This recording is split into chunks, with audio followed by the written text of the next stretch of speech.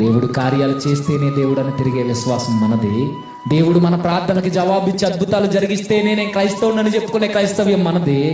దేవుడు మా జీవితంలో ఏ అద్భుతం చేయకపోయినా పర్వాలేదు, నా దేవుని పక్షాన్ని నేను నిలబడతానని ప్రాణాలను అర్పించిన విశ్వాసం వారిది. మన కార్యాలు జరిగితే ఒకలా, జరగకపోతే ఆ దేవుని నమ్ముకున్నాకనండి ఇన్ని బాధలు వచ్చాయి మాత్రం చెప్పుకుంటాం. ఆ దేవుని దగ్గరికి వెళ్ళాక ఇన్నప్పులు ఎక్కువైపోయాయి, ఇన్న అనారోగ్యాలు వచ్చాయని దేవుని మార్చేస్తాం ఈజీగా. ఇదే విశ్వాసం. ఇట్లా చూడు, రంపములతో కోయబడ్డారట, కొరడాలతో కొట్టబడ్డారట, రాళ్లతో కొట్టబడ్డారట. బలిపీఠం కింద చిందింపబడిన జకర్య రక్తం మీకు తెలుసు, రాళ్లతో కొట్టబడిన విశ్వాసం. కార్యాలు జరగల వారి జీవితంలో. ప్రభువు నమ్ముకున్నందుకు మరణం వచ్చింది వారి ముందుకి, ఖడ్గం వచ్చింది, రాళ్ళు మీద పడ్డాయి, అవమానాలు వచ్చాయి, కొరడా దెబ్బలు వచ్చాయి. అంతేకాదు కొండల్లో గుహల్లో గొర్రె చర్మాలను కప్పుకుని తిరిగారట దిగంబరులుగా. గుహలు ఎలా ఉంటాయి మీకు తెలుసు, సొరంగాలు ఎలా ఉంటాయి మీకు తెలుసు. సొరంగాల్లోనికి పోతే ఆక్సిజన్ లెవెల్స్ తగ్గిపోయి ఊపిరి సవ్యంగా ఆడదు.